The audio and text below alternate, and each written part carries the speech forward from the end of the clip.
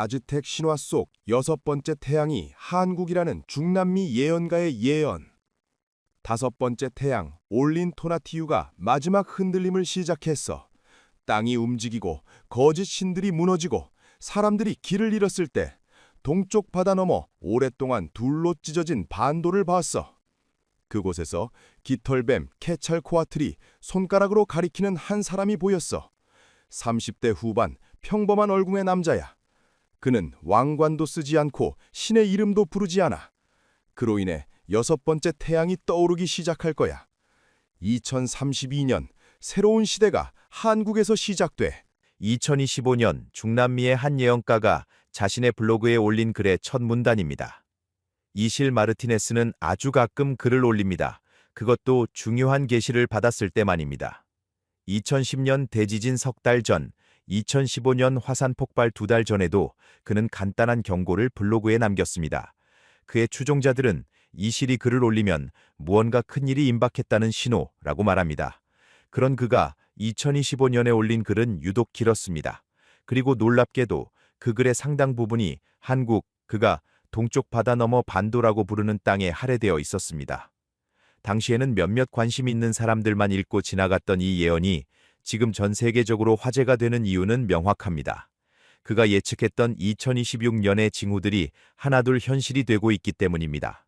그는 아즈텍 신화의 다섯 번째 태양, 올린 토나티우, 움직임의 태양, 시대가 지진과 흔들림으로 끝나가고 있으며 인류가 스스로 만들어가야 하는 여섯 번째 태양 시대가 2032년부터 시작된다고 말했습니다. 고대 예언에는 깃털뱀 신 케찰코아틀이 동쪽에서 돌아온다는 이야기가 있는데 이 실은 그 신이 가리키는 곳이 바로 한반도라고 해석했습니다. 그리고 그곳에서 한 명의 평범한 사람이 불가능해 보이던 변화의 시작점이 될 것이라고 예언했습니다. 예언가 이실 마르티네스는 누구인가? 이실 마르티네스는 중남미 원주민 혈통의 영적 지도자입니다. 그는 1978년 멕시코 오악사카 지역에서 태어나 할머니로부터 고대 문명의 지혜를 전수받았습니다. 2010년 대지진, 2015년 화산 폭발 시기를 미리 경고했던 것으로 알려져 있습니다. 그는 현재 고향 마을에서 영적 상담과 치유 활동을 하며 조용히 살고 있으며 가끔 자신의 블로그에 받은 계시를 기록합니다. 다섯 번째 태양, 움직임의 시대. 그의 예언을 이해하려면 먼저 아즈텍 신화의 세계관을 알아야 합니다. 고대 아즈텍인들은 세상이 다섯 개의 시대를 거친다고 믿었습니다. 각 시대는 하나의 태양으로 상징되며 각각의 태양은 특정한 방식으로 끝을 맞이합니다. 첫 번째 태양은 제규어에게 먹혔고, 두 번째는 거센 바람에 날아갔으며, 세 번째는 불비에 타버렸고, 네 번째는 대홍수에 잠겼습니다. 우리는 지금 다섯 번째 태양 시대에 살고 있습니다. 이 시대의 이름은 올린 토나티우, 즉 움직임의 태양입니다. 이 시대는 지진과 흔들림으로 끝날 것이라 예언되었습니다. 여기서 흔들림은 땅이 흔들리는 것만을 의미하지 않습니다. 사회 구조, 경제 시스템, 사람들의 믿음까지 모든 것이 흔들린다는 뜻입니다. 아즈텍인들의 시간 개념은 직선이 아닌 순환입니다. 끝은 곧 새로운 시작이며 죽음은 재탄생의 전제 조건입니다. 이실 마르티네스의 예언 역시 이러한 순환적 관점에서 나옵니다. 그는 종말을 말하는 것이 아니라 전환을 말하고 있습니다. 2026년 땅이 말하기 시작한다. 2026년 봄부터 환태평양 지역을 따라 대지의 움직임이 잦아질 거야. 지구 자체가 깨어나는 과정이지. 이 실은 2026년을 흔들림의 시작이라고 명명했습니다. 그에 따르면 이 해부터 환태평양 화산대를 따라 전례 없는 지진 활동이 증가합니다. 불의 고리라 불리는 이 지역은 지구 전체의 지진의 90%가 발생하는 곳입니다. 동아시아, 동남아시아, 오세아니아, 서부 아메리카 대륙이 모두 포함됩니다. 사람들은 처음엔 그냥 우연이라고 생각할 거야. 지진이 몇 번 더 일어났다고 해서 세상이 끝나는 건 아니니까. 하지만 2027년이 되면 패턴을 알아차리기 시작하지. 이게 우연이 아니라 무언가 더 큰 변화의 신호라는 걸. 그는 구체적인 장소나 규모를 명시하지는 않았습니다. 다만 2026년부터 2027년까지 2년 동안 태평양 연안 국가들이 대지의 언어를 듣게 될 것이라고 표현했습니다. 이 표현이 의미하는 바는 명확합니다. 자연재해가 증가하면서 사람들이 자연에 대한 경외심을 되찾게 된다는 것입니다. 현대인들은 땅을 그냥 밟고 다니는 바닥쯤으로 여겨 콘크리트 아래 묻힌 흙을 잊어버렸지. 하지만 땅은 살아있어. 2026년 땅이 말을 걸기 시작하면 사람들은 다시 귀를 열게 될 거야. 2028년 거짓 신들이 무너지다. 2028년에는 사람들이 신처럼 섬기던 것들이 제 모습을 드러낼 거야. 금융 시스템, 거대 기업들, 끝없는 성장이라는 신화. 이것들이 실은 모래 위에 세워진 신전이었다는 게 밝혀지지. 이실 마르티네스는 2028년을 거짓 신들의 몰락이라고 불렀습니다. 그의 표현에 따르면 현대 문명은 여러 개의 거짓 신을 만들어 숭배해왔습니다. 끝없는 경제 성장, 기술 만능주의, 효율성 지상주의가 그것입니다. 2028년 이 거짓 신들이 하나씩 재단에서 떨어져 내립니다. 주식 시장이 흔들리고 사람들이 믿었던 안전자산이 안전하지 않다는 게 드러나 이건 2008년이나 이전의 경제 위기들과는 다른 종류야. 그때는 시스템 안에서의 문제였지만 2028년은 시스템 자체에 대한 의문이 터져 나오는 거야. 그는 구체적인 경제 지표나 붕괴 시점을 제시하지 않았습니다. 하지만 2028년 한 해 동안 전 세계적으로 경제 시스템에 대한 근본적인 회의가 확산될 것이라고 했습니다. 특히 청년 세대가 이 변화의 중심에 선다고 강조했습니다. 젊은 사람들이 먼저 알아차려 우리가 왜 이렇게 살아야 하지? 라는 질문을 던지기 시작하는 거야. 부모 세대가 당연하게 여겼던 것들, 좋은 대학 나와서 좋은 직장 들어가고 집 사고 결혼하고 이 공식이 더 이상 작동하지 않는다는 걸 체감하게 돼. 2028년부터 2029년까지 한국의 균열. 이실의 예언 중 한국과 관련된 부분은 특히 구체적입니다. 그는 2028년부터 2029년까지를 한국의 균열의 시대라고 명명했습니다. 반도의 남쪽 빠르게 달려온 나라가 있어. 폐허에서 반세기 만에 세계 10위권 경제로 올라선 곳이지. 그런데 2028년 이 나라의 사람들이 집단적으로 멈춰 서게 돼. 우리 어디로 가고 있는 거지? 라는 질문 앞에서 말이야. 그에 따르면 한국 사회의 극단적인 경쟁 구조가 2028년에 임계점에 도달합니다. 청소년기부터 시작되는 입시 경쟁, 취업 전쟁, 결혼과 출산의 포기, 노년의 빈곤까지 이어지는 이 구조가 더 이상 지속 불가능하다는 것이 명백해진다는 것입니다. 2028년 여름 한국 전역에서 번아웃의 파도가 밀려와 이건 개인의 문제가 아니라 사회 전체의 문제라는 게 드러나지. 젊은이들이 쓰러지고 중년들이 무너지고 노인들이 절망해. 그제야 사람들이 깨닫게 돼. 아, 우리가 뭔가 잘못된 길을 걸어왔구나. 이 실은 이를 아즈텍 신화의 피의 제물 개념으로 설명했습니다. 고대 아즈텍에서는 신에게 인간의 심장을 바쳤습니다.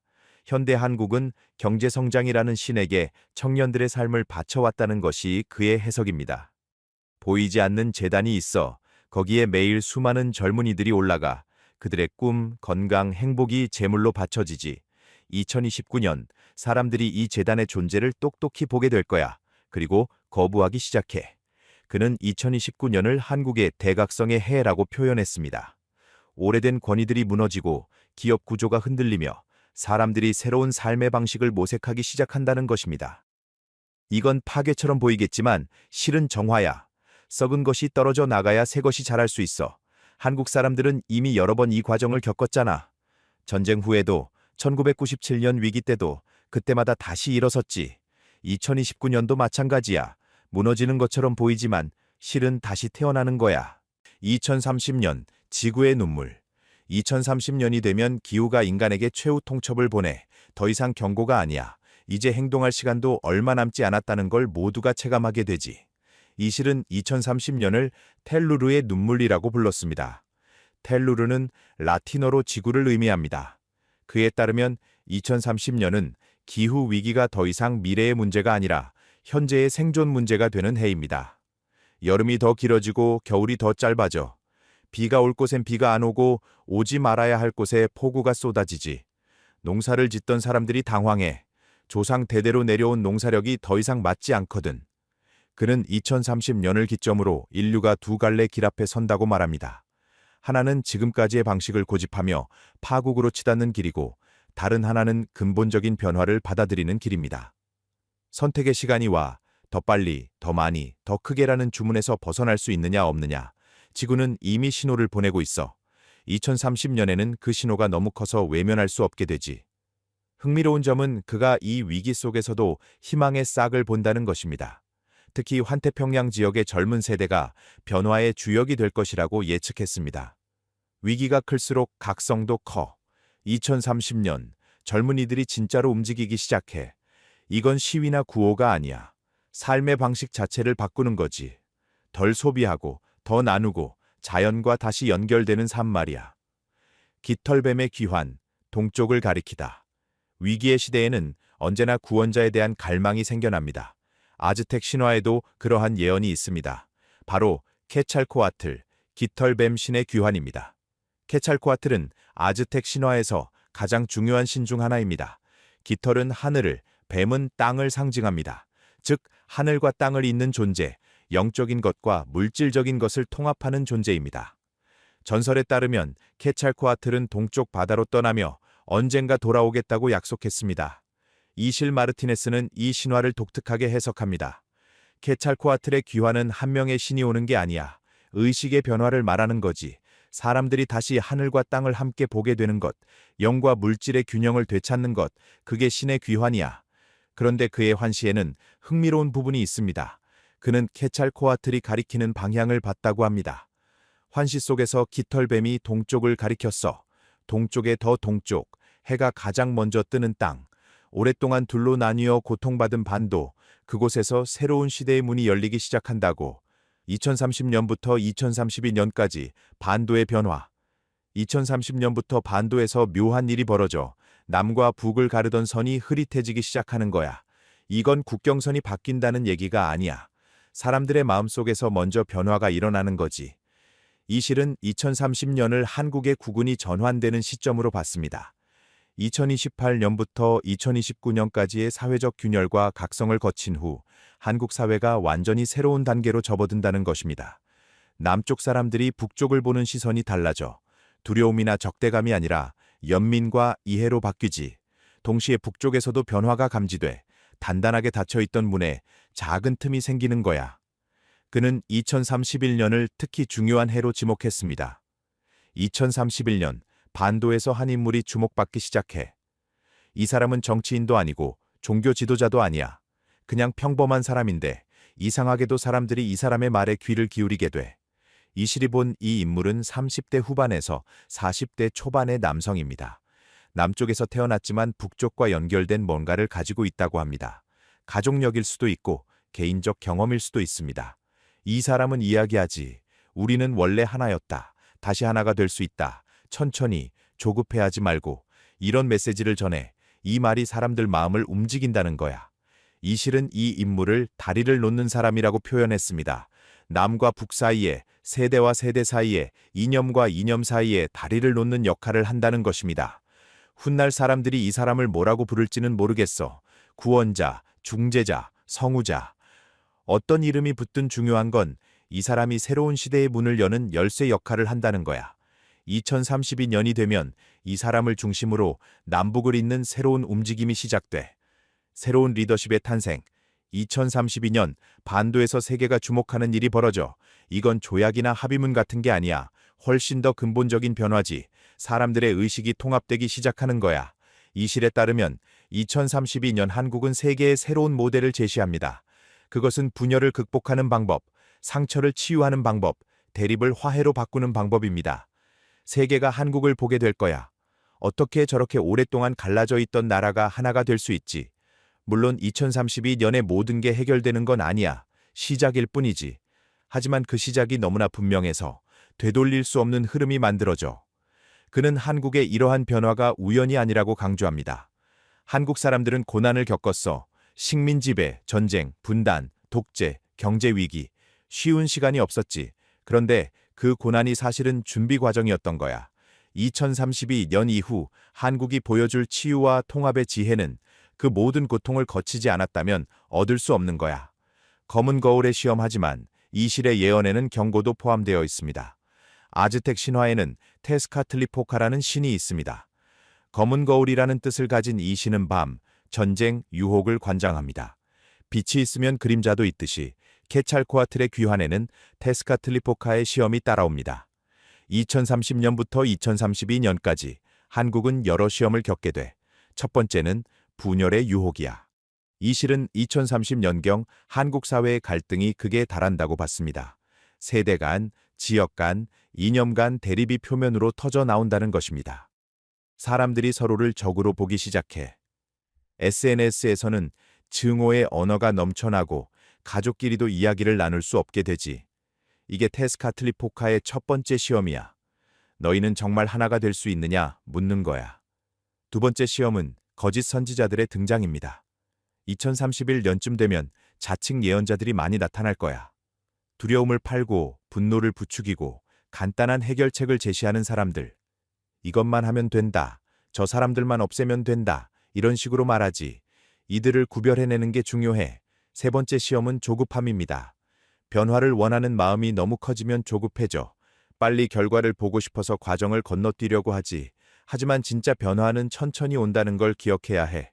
씨앗이 땅속에서 뿌리를 내리는 시간이 필요한 것처럼 2032년 이후 여섯 번째 태양의 여명, 시험을 통과한 자들에게 새로운 시대가 열려 2032년은 끝이 아니라 시작이야. 다섯 번째 태양이 지고 여섯 번째 태양이 떠오르는 거지. 이실 마르티네스는 2032년 이후를 새로운 균형의 시대라고 명명했습니다. 아즈텍 신화에는 여섯 번째 태양에 대한 명확한 기록이 없습니다.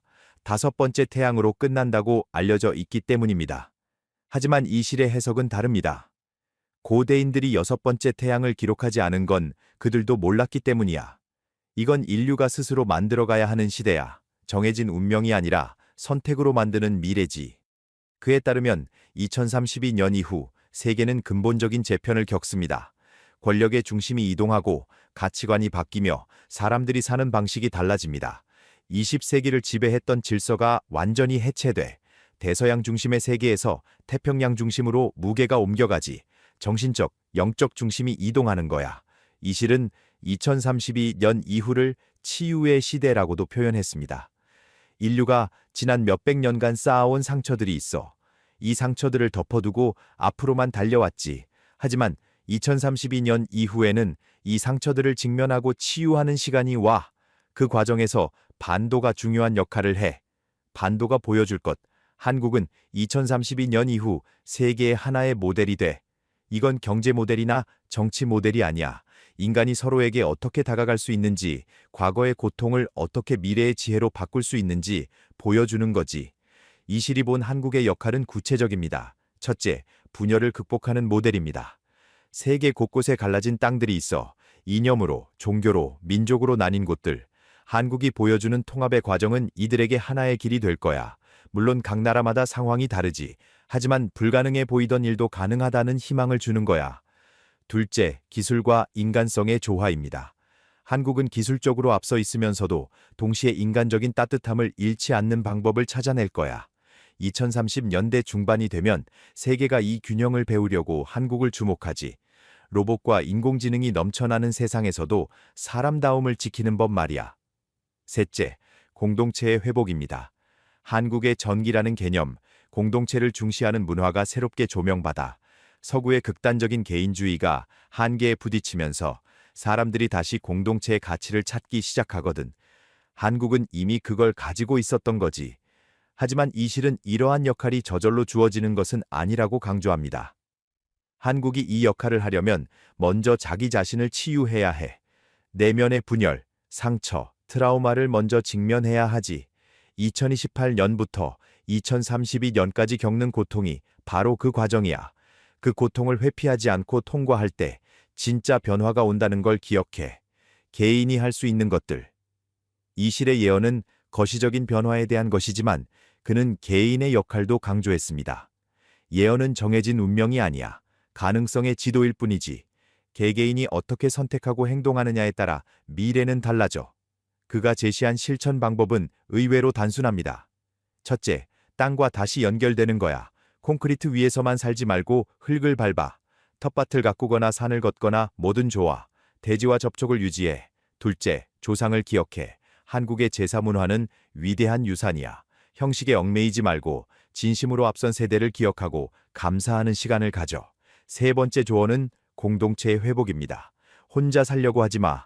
이웃과 대화하고 어려운 사람을 돕고 함께 밥 먹고 그런 작은 것들이 중요해. 대단한 일을 할 필요 없어. 그냥 서로에게 친절하면 돼. 네 번째는 내면의 공간을 만드는 것입니다. 너무 바쁘게 살지 마. 하루에 10분이라도 조용히 앉아서 숨 쉬는 시간을 가져. 명상이라고 거창하게 부를 것도 없어. 그냥 멈추는 거야. 그 멈춤 속에서 진짜 자기 목소리를 들을 수 있어. 다섯 번째는 두려움을 넘어서는 것입니다. 앞으로 몇 년간 두려운 일들이 많이 일어날 거야. 지진, 경제 위기, 사회 혼란. 하지만 두려움에 사로잡히면 안 돼. 두려움은 테스카틀리포카가 주는 거울이야. 그 거울에 비친 너 자신을 똑바로 보되 거기에 갇히지는 마. 글을 마치며 이실 마르티네스가 2025년 1월 15일에 올린 이 블로그 글은 처음에는 주목받지 못했습니다. 몇몇 관심 있는 사람들이 읽고 공유했을 뿐입니다. 하지만 2026년 들어 그가 말한 징후들이 하나씩 나타나기 시작하면서 사람들은 이 글을 다시 찾게 되었습니다. 예언이 적중했느냐 아니냐를 따지는 것은 중요하지 않을 수 있습니다. 더 중요한 것은 이 예언이 던지는 질문들입니다. 우리는 어디로 가고 있는가? 지금의 삶의 방식이 지속 가능한가? 우리가 진정으로 원하는 미래는 무엇인가? 이 실은 글의 마지막 부분에서 이렇게 썼습니다. 나는 미래를 확정하려고 이 글을 쓰는 게 아니야. 가능성을 보여주려는 거지. 여러분이 어떻게 선택하느냐에 따라 이 예언은 현실이 될 수도 있고 아닐 수도 있어. 그게 바로 인간의 자유의지야. 그는 특히 한국에 대해 이렇게 덧붙였습니다. 반도의 사람들에게 말하고 싶어. 너희는 지금까지 많은 고통을 겪었어. 하지만 그 고통이 헛되지 않을 거야. 2032년이 되면 알게 될 거야. 모든 고통에는 의미가 있었다는 걸. 너희는 세계의 치유의 길을 보여줄 사람들이야. 준비하고 있어. 아즈텍 신화에서 각 태양의 시대는 신들의 희생으로 시작됩니다. 다섯 번째 태양이 떠오르기 위해 신들은 스스로를 불 속에 던졌습니다. 여섯 번째 태양은 어떻게 시작될까요? 이 실의 대답은 명확합니다. 여섯 번째 태양은 인간의 선택으로 떠오를 거야. 희생이 아니라 각성으로, 두려움이 아니라 사랑으로. 그 첫 빛이 동쪽 바다 너머 반도에서 시작될 거야. 2026년, 우리는 그 변화의 시작점에 서 있습니다. 오늘의 예언이 도움이 되셨다면 좋아요를 눌러주시면 감사하겠습니다. 오늘도 시청해주셔서 감사합니다. 시빌라 예언서와 2026년 한국 한 여성 예언자의 놀라운 해석. 2024년 가을 이탈리아 나폴리 근구에서 한 여성이 고대 예언서에 대한 새로운 해석을 발표했다. 마리아 테오도라 콘스탄티노스, 1978년생 그리스계 이탈리아인.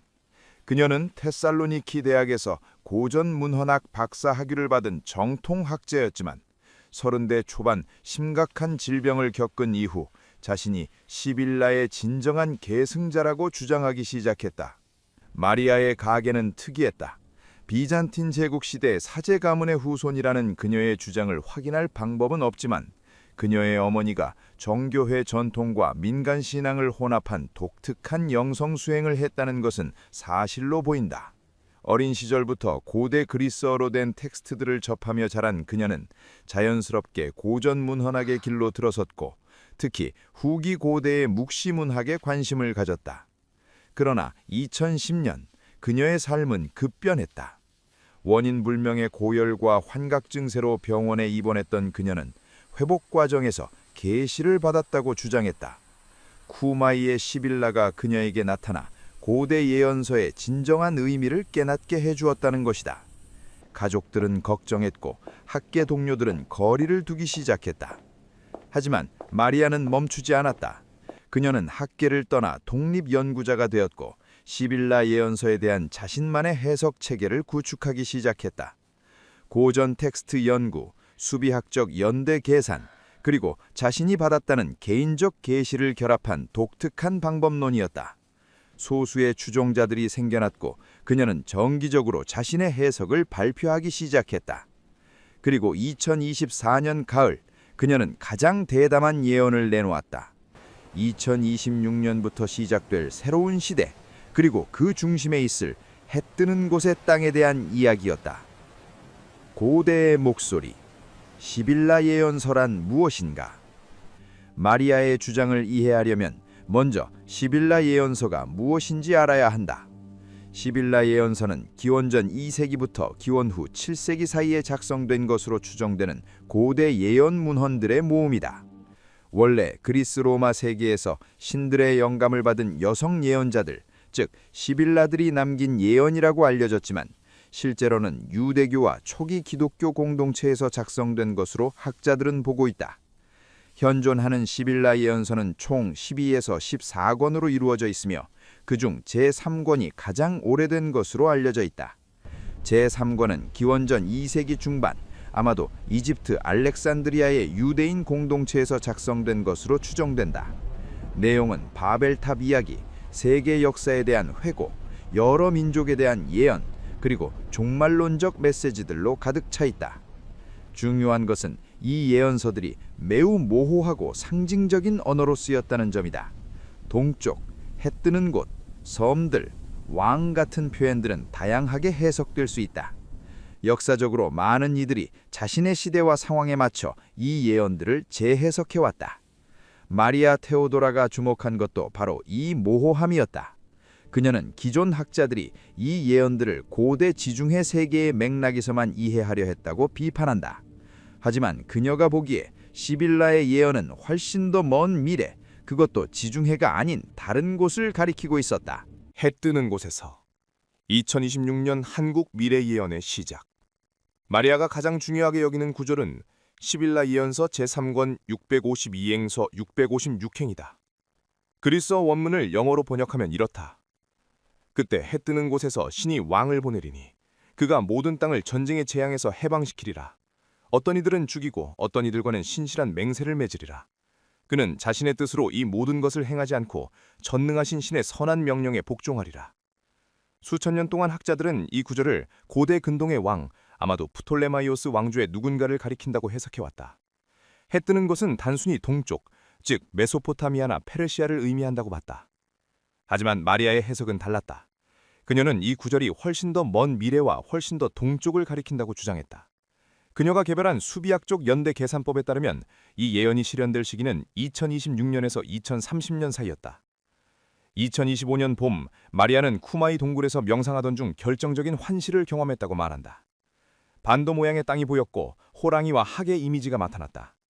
아침에 고요함 이후에 천둥이라는 메시지를 들었다고 한다. 그 순간 그녀는 깨달았다. 시빌라가 말한 해 뜨는 곳은 한반도, 즉 대한민국을 가리킨다고. 마리아의 2026년 한국 미래 예언은 여기서 시작됐다. 그녀는 시빌라 예언서의 여러 구절들을 한국과 연결지었다. 652행의 왕은 실제 군주가 아니라 영적 지적 영향력을 가진 인물을 의미한다고 해석했다. 이 인물은 2027년에서 2029년 사이에 한국에서 나타날 것이며 전쟁의 재앙에서 해방시키는 역할을 할 것이라고 했다. 그녀가 말하는 전쟁의 재앙은 물리적 전쟁만을 의미하지 않는다. 분단의 고통, 이념의 대립, 동아시아의 긴장 상태 같은 것들이다. 그리고 이 인물의 출현으로 한반도에 새로운 시대가 열릴 것이라고 마리아는 주장한다. 축복의 시대, 한국의 문화적 르네상스. 마리아가 인용하는 또 다른 핵심 구절은 시빌라 예언서 제3권 775에서 783행이다.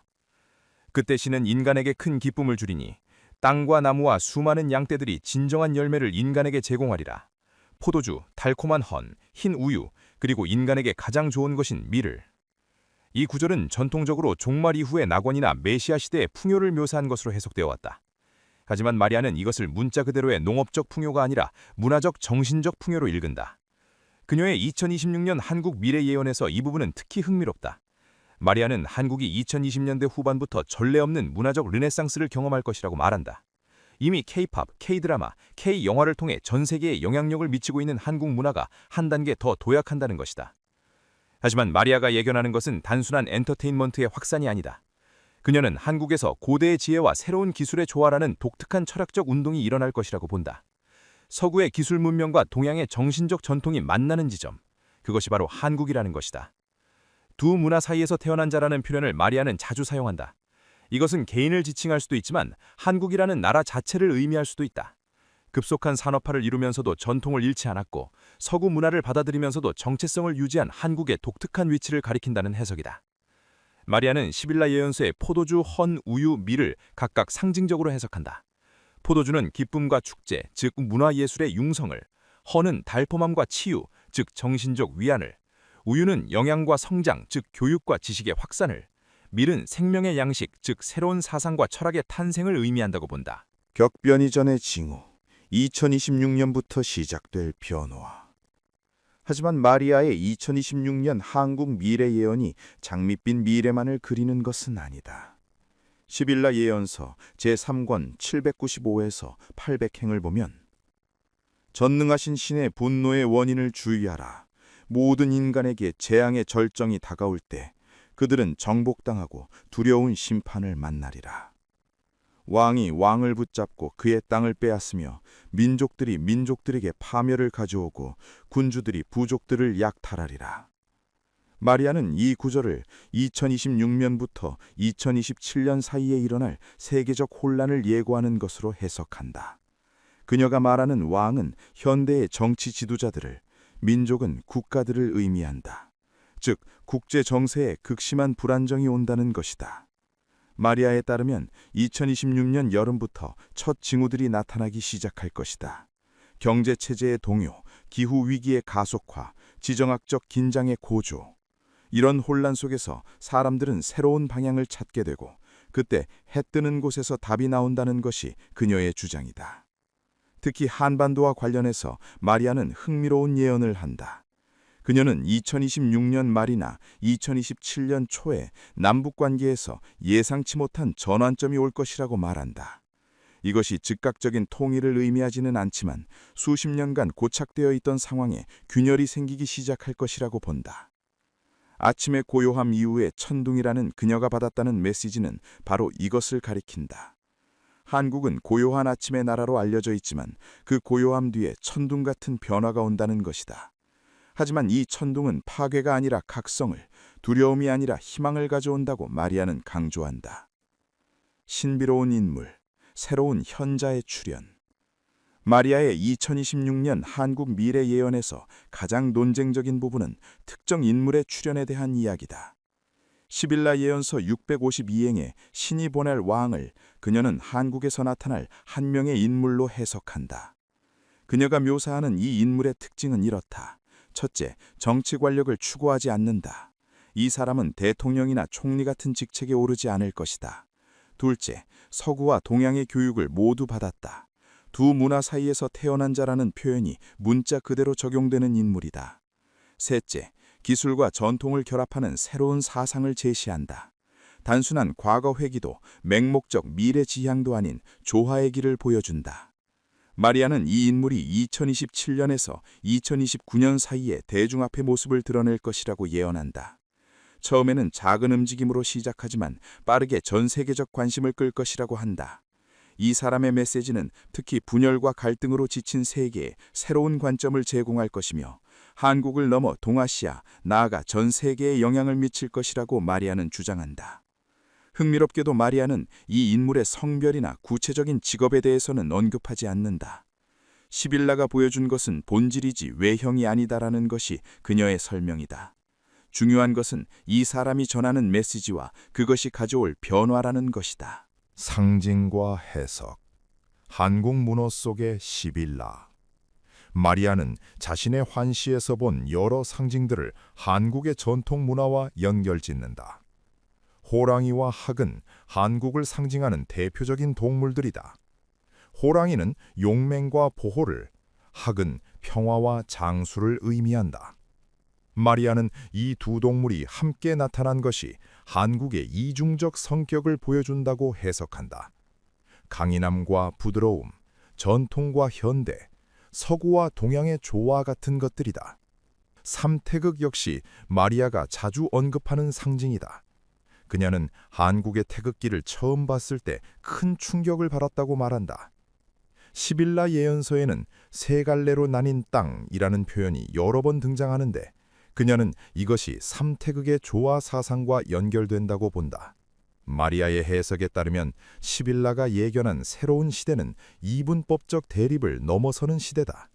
서양 대 동양, 전통 대 현대, 영성 대 기술 같은 이분법을 초월하는 제3의 길, 그리고 그 길을 보여줄 곳이 바로 한국이라는 것이다. 그녀는 한국의 한 개념에도 주목한다. 깊은 슬픔과 아픔을 승화시켜 창조적 에너지로 전환하는 한국 특유의 정서. 마리아는 이것이 시빌라 예언서에 나오는 고난 이후의 영광 주제와 정확히 일치한다고 본다. 한국은 20세기에 겪은 수많은 고난들을 통해 오히려 더 강해졌고, 그 경험이 21세기의 세계에 줄 수 있는 지혜의 원천이 된다는 해석이다. 회의론과 반박, 학계의 시선. 당연히 마리아의 2026년 한국 미래 예언은 학계에서 거의 받아들여지지 않는다. 고전 문학학자들은 그녀가 고전 텍스트를 자의적으로 해석하고 있다고 비판한다. 시빌라 예언서는 고대 2세기 지중해 세계의 역사적 맥락에서 이해되어야 하며 21세기 한국에 적용하는 것은 학문적으로 타당하지 않다는 것이다. 한국의 종교학자들 중 일부는 마리아의 해석에 관심을 보이면서도 신중한 태도를 유지한다. 서울의 한 대학 교수는 익명을 조건으로 이렇게 말했다. 고대 예언서를 현대에 적용하는 것 자체가 문제라고는 생각하지 않습니다. 종교와 예언은 원래 그런 식으로 작동해 왔으니까요. 다만 마리아 씨의 해석이 과연 텍스트에 근거한 것인지 아니면 본인의 바람을 투영한 것인지는 분명하지 않습니다. 심리학자들은 마리아의 경험을 다른 각도에서 분석한다. 그녀가 30대 초반에 겪은 심각한 질병과 그 이후의 환시는 외상후 스트레스나 해리 증상일 가능성이 있다는 것이다. 고열로 인한 선망 상태에서 본 환각이 회복 과정에서 종교적 경험으로 재해석되었을 수 있다는 분석도 있다. 비평가들이 지적하는 가장 큰 문제는 마리아 예언의 모호함이다. 해 뜨는 곳, 왕, 전쟁의 재앙 같은 표현들은 너무나 포괄적이어서 어떤 상황에도 적용할 수 있다. 2026년에서 2030년이라는 시기도 충분히 넓어서 그 사이에 일어나는 어떤 사건이든 예언의 실현으로 주장할 수 있다. 또한 한국의 부상하는 국제적 영향력을 단순히 이용했다는 비판도 있다. 2020년대 들어 한국 문화가 전 세계적으로 주목받고 있는 것은 사실이다. 마리아가 이런 현상을 보고 사후적으로 시빌라 예언서와 연결지었을 가능성을 배제할 수 없다는 것이다. 추종자들의 믿음, 시간이 증명할 것. 하지만 마리아에게는 소수지만 열정적인 추종자들이 있다. 이탈리아, 그리스, 그리고 흥미롭게도 한국에서도 그녀의 해석에 관심을 보이는 이들이 생겨났다. 이들은 정기적으로 마리아의 강연에 참석하고 그녀가 발표하는 새로운 해석들을 공부한다. 서울에 사는 30대 직장인 김모 씨는 이렇게 말한다. 처음에는 그냥 흥미로운 이야기 정도로 생각했어요. 근데 마리아 선생님의 해석을 들으면 들을수록 뭔가 설득력이 있다는 느낌을 받았습니다. 한국이 세계 문화의 중심이 될 거라는 예언이 자랑스럽기도 하고요. 주종자들이 가장 흥미로워하는 부분은 2026년 여름부터 나타날 것이라는 징후들이다. 마리아는 구체적인 사건을 예측하지는 않지만 한반도를 둘러싼 국제 정세에서 예상치 못한 변화가 시작될 것이라고 말한다. 주종자들은 2026년이 다가올수록 더욱 주목하고 있다. 마리아 자신은 비판에 대해 차분한 태도를 유지한다. 저는 학자로서 제 해석을 제시할 뿐입니다. 믿거나 말거나는 각자의 선택이죠. 다만 2026년, 2027년이 지나면서 사람들이 스스로 판단할 수 있을 겁니다. 시간이 제 해석이 옳았는지 틀렸는지 증명해 줄 거예요. 그녀는 여전히 정기적으로 쿠마이 근처의 고대 동굴을 방문해 명상한다고 한다. 그곳에서 새로운 계시를 받는지는 알 수 없지만 그녀는 자신이 시빌라의 전통을 이어가고 있다고 굳게 믿고 있다. 2026년을 향하여 예언과 현실의 만남. 마리아 테오도라의 2026년 한국 미래 예언은 과연 실현될까? 해 뜨는 곳에서 정말로 새로운 시대를 여는 인물이 나타날까? 한국이 세계 문화와 사상의 중심이 되는 날이 올까? 회의론자들은 단호하게 아니오라고 답한다. 이것은 고대 텍스트의 자의적 해석이며 개인의 환상을 예언이라고 포장한 것에 불과하다는 것이다. 마리아의 예언은 충분히 모호해서 어떤 결과가 나와도 맞았다고 주장할 수 있을 것이라고 본다. 반면 추종자들은 시빌라 예언서가 수천 년 동안 전해져 온 데는 이유가 있다고 믿는다. 고대의 지혜는 시대를 초월하며 마리아는 그 지혜를 현대에 맞게 해석하는 통로일 뿐이라는 것이다. 그리고 한국이라는 나라가 가진 독특한 위치와 잠재력을 생각하면 그곳에서 새로운 무언가가 시작된다는 예언이 전혀 터무니없지 않다고 본다. 어쩌면 진실은 그 중간 어딘가에 있을지도 모른다. 마리아의 구체적인 예언들이 문자 그대로 실현되지 않더라도 그녀가 포착한 시대의 흐름 자체는 의미가 있을 수 있다. 한국이 21세기에 문화적, 사상적으로 중요한 역할을 할 것이라는 예측은 많은 전문가들도 동의하는 부분이다. 2026년은 이제 몇 달 남지 않았다. 곧 우리는 마리아 테오도라의 예언이 공허한 말에 불과했는지 아니면 어떤 진실을 담고 있었는지 알게 될 것이다. 한반도에서 그리고 세계에서 어떤 변화들이 시작될지 시간만이 답을 줄 수 있을 것이다. 고대 시빌라의 목소리가 정말로 21세기 한국을 예언했을까? 아니면 이것은 한 여성의 개인적 믿음일 뿐일까? 어느 쪽이든 마리아 테오도라와 그녀의 2026년 한국 미래 예언은 우리에게 하나의 질문을 던진다. 우리는 미래를 예측할 수 있는가? 아니면 단지 현재의 희망과 두려움을 미래에 투영할 뿐인가? 답은 곧 드러날 것이다. 이상으로 예언가 마리아의 2026년 한국 미래 예언을 마칩니다. 재밌게 보셨다면 좋아요와 응원의 댓글 남겨주시면 감사하겠습니다. 시청해주셔서 감사합니다.